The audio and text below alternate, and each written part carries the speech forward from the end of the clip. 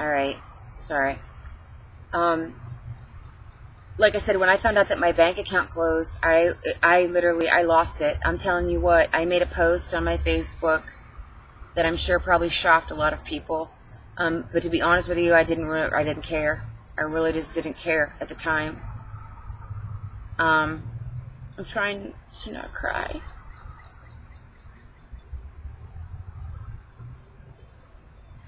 I'm so sick of it. I'm sick and tired of all of it. I don't want to deal with it anymore. Because like I said, it might sound so trivial, like, well, Heather, your bank account closed because of lack of activity. You know, just go get another bank account. Well, that's really easy. When you have a car, and when you have money to open up an account with. Like, I need to go to Walmart. I need to go to Kroger's. I have prescriptions that I have not been able to get refilled. I have food and personal items and things that I need. I need to go to the bank and try to get that, but I need money first. I need money to try to put in there, and I need a ride. I don't have a ride. I don't have a car. I can only take the bike to so many places. You know, that's another thing. I've been putting in all these applications to all these minimum wage jobs, okay? One day I was up there on foot in the ghetto, and this truck with two guys in it was following me down the road. And I had on I had a t-shirt on that said Jesus died for me. And then also I had on this necklace cross that a friend of mine had made out of nails. It was literally a nail going this way and a nail going this way, across, and then painted it red, white, and blue for the 4th of July or whatever. And the t-shirt that I was wearing is blue with white letters, and it says Jesus died for me. And a lot of times when I go into town on the bike through the bike trails, I will wear that as a witness, because what I do is, one of the ways I minister is, there's a lot of Jews up there. That town is full of about 20% Jews. There's a lot of very old money, a lot of wealth up in that area. Okay, it's a very small, eclectic town. Like I said, I've kind of come full circle. The hotel was over here on the outer belt, and then like the other lady's house was here, and then my friend's house is here, and then where my apartment was like right here. So my son is like right here, because his dad and I only lived 90 seconds from each other. So I'm closer now to my son than I have been since I got evicted. But yet, I've still only got to see him one time since I've been here because of transportation. Well, to briefly get into some of the ministry stuff, when I left that hotel and I was at that lady's house, there was a church that she was involved in that they practice everything on the Hebrew way. So it was Hebrew customs, Hebrew traditions. So basically,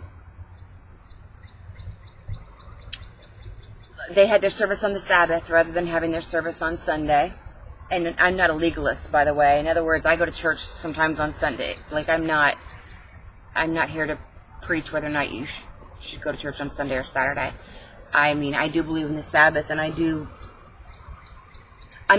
not going to digress into all that right now is what I'm saying.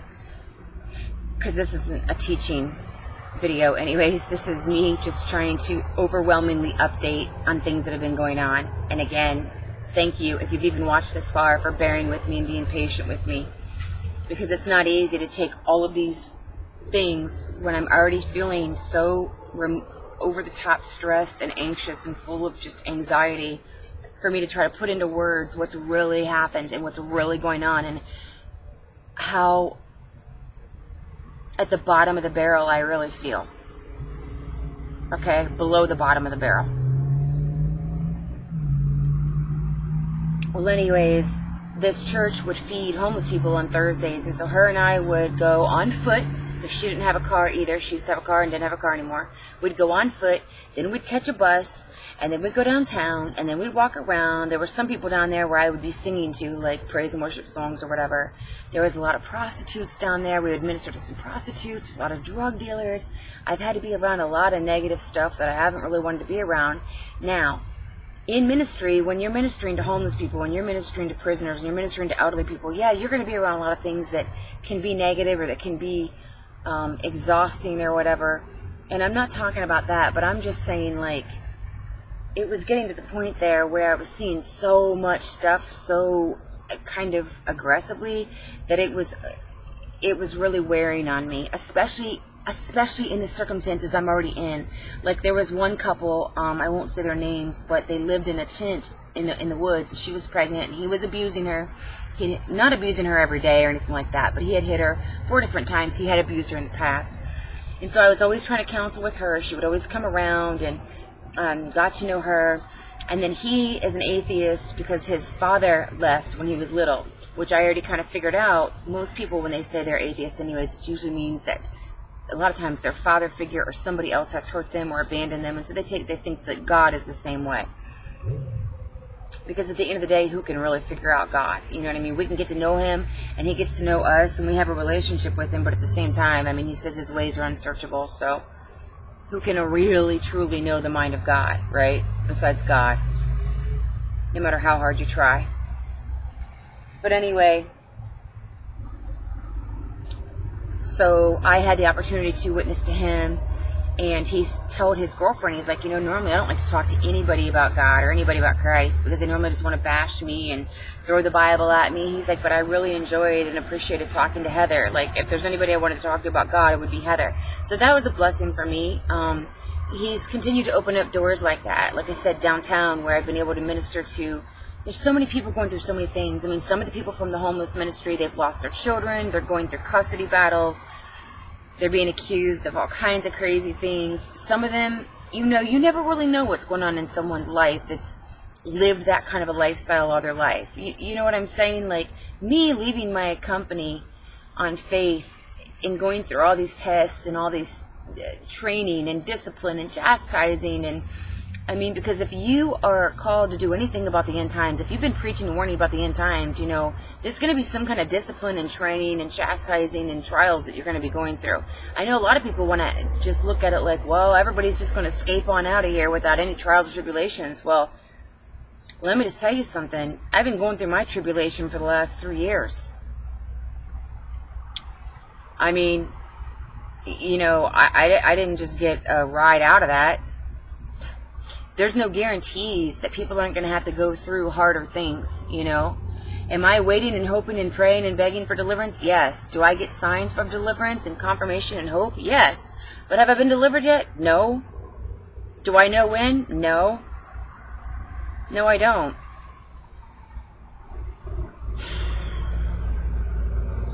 But anyways, since I've been there's just always opportunities to minister. Even a lady in the neighborhood at the friends where I'm staying, I went over there one day to talk to her for like 5 or 10 minutes, and the next thing I know, I was there for 5 or 6 hours ministering to her, sharing with her with my testimony. And then through that conversation, you know, she had some questions about God. She is a believer, but she deals with a lot of depression because of all the things that are going on all over the world. And she had mentioned to me that the lady, there's a lady in the development here, the condo development, whose church preaches about all the end time stuff. So I guess they're very, very adamant on really telling their congregation.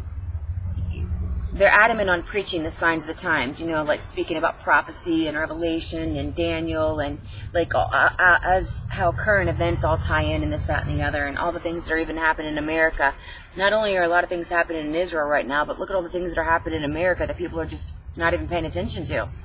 They're just ignoring like it doesn't even exist. I mean, you've got an entire car lot full of Corvettes that just completely fell into the earth. A corner of a football field in Tennessee fell into the earth like a big sinkhole.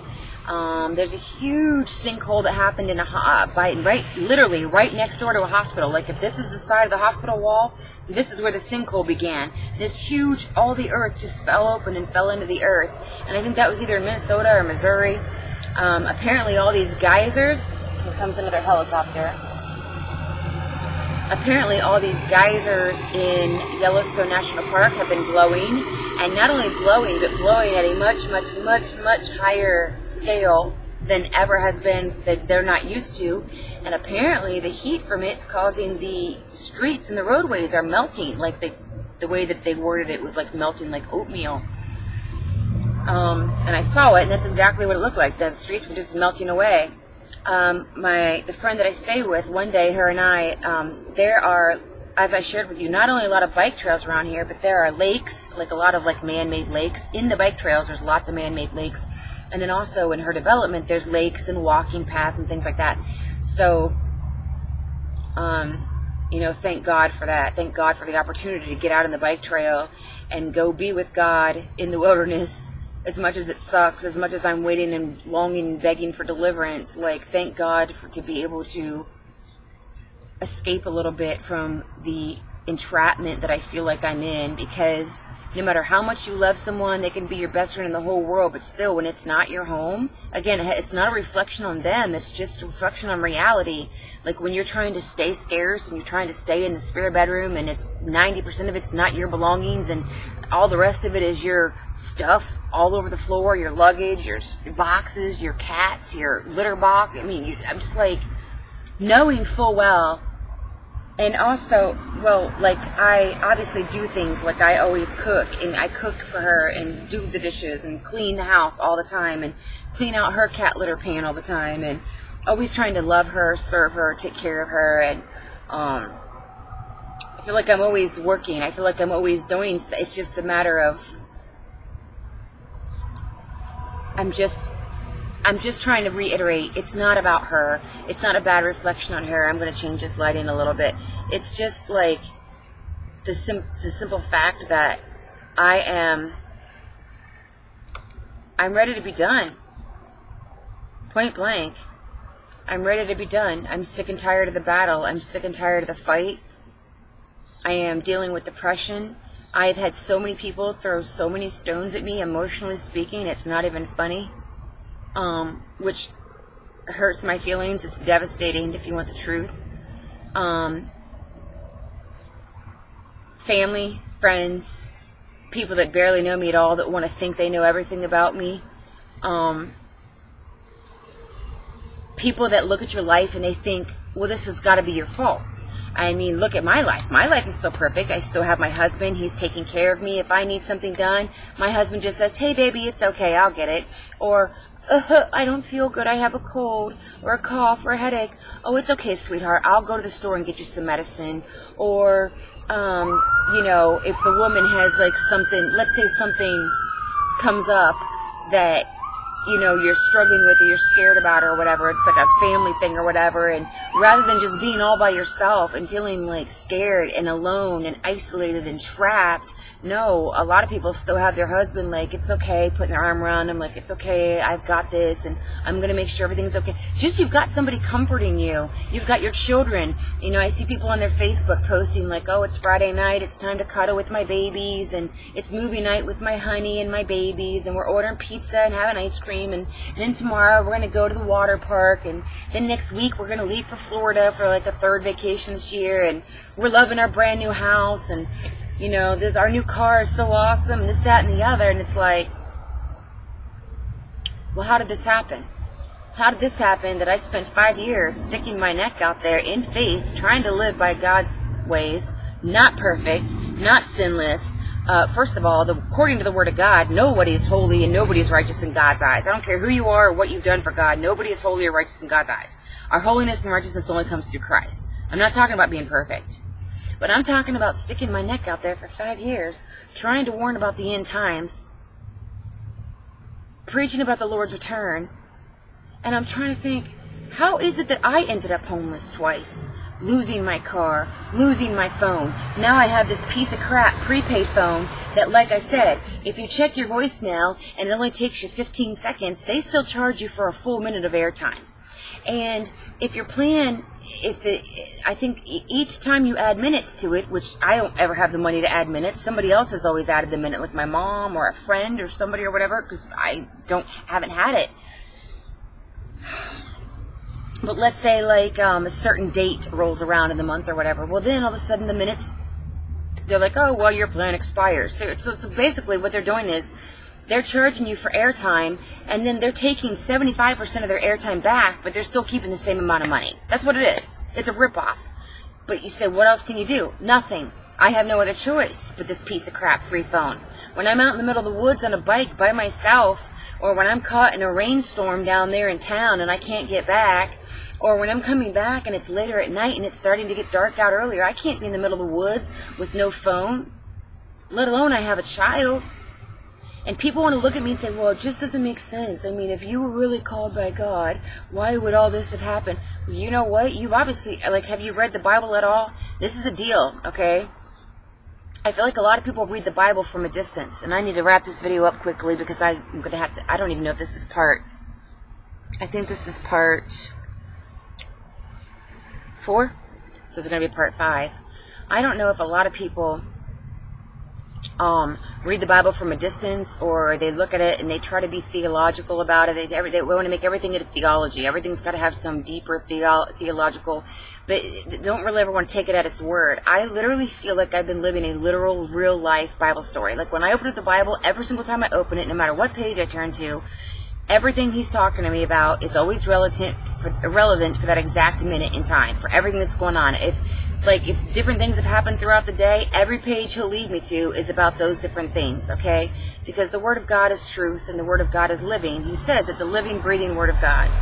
And plus his presence, I told you, is always tangible with me, and he's always with me, so he's always making sure that I know that he knows exactly what's going on. In other words, like he's saying, I haven't abandoned you.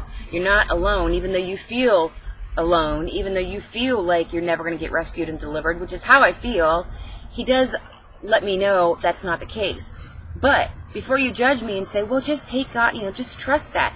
That's easier said than done. Like my friend, one of the things hanging in her window is a little stained glass heart, and it says, trust in the Lord. And I have a t-shirt that says, trust in the Lord. Trust in the Lord with all your ways, lean not on your own understanding, and all the way, or trust in the Lord with all your heart, and lean not on your own understanding, in all the ways acknowledge him, and he will direct your paths. And then there's that heart that hangs in her window, and I always see that heart moving around, like causing a reflection. And it's like always God's way of reminding me, like, just trust in me. And it's like, yeah, well, it's not that I don't trust God, but at the same time, I'm not God. The bottom line is we have flesh and we have spirit. And I'm going to get into that in the next video, okay? And that's the battle I'm in right now, is struggling between the flesh and the spirit.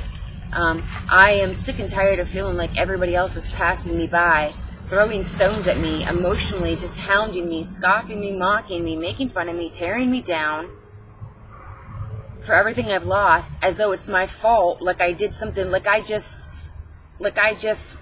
was eating bonbons, picking my nose, and no. And that's where I say I feel a sense of resentment, like how is it that I tried to stick my neck out there, and I'm the one that continues to watch everybody else live the way they want to live. Nobody, I mean, I see people not really changing their ways. And I'm not talking about being perfect, but I'm talking about there being some kind of improvement, some kind of steps forward, something. And I'm looking at everything I've had to go through, and I'm thinking, how does this work? How do they keep passing me by? How do they keep flourishing? And I can't even, now, I don't even have a bank account. So even if you say to me, I want to put some kind of a donation in your PayPal account, well, I appreciate that. You don't have any idea how much I appreciate that. I desperately appreciate that. But the thing is, that money's going to be hung up in my PayPal account until I can get a bank account. And then that means getting a ride there. That means I have to have money to open up a bank account, which I don't have. And that also means being on the phone for several hours with PayPal, trying to get that bank account linked up to my PayPal. That's why I said, if there's anybody that's led to donate, and you're somebody that knows me, please email me. I'm willing to give out my address to where I'm staying. I will give out my address if you'd rather send check or cash or whatever. Until I can get this PayPal situation and bank account situation figured out. Which I am going to be stressing about until it's taken care of. But again, when you have no control, I feel like I'm in shackles all the time emotionally. It's like this. It's like, well, how am I going to get to the bank? Well, I have to find a ride. Well, who's going to be able to give me a ride? Because, let's face it, people don't really want to have their schedules messed with. Well, I need to go to Walmart. Well, you need money. You need food. You need this. You need that. I mean, I'm just, all these things that we have always taken for granted, these just little things. Like you just hop in your car, you go to the store, you go to the bank, and bing, bang, boom, it's done. Well, not for everybody. I love you, and I'll see you in the next video.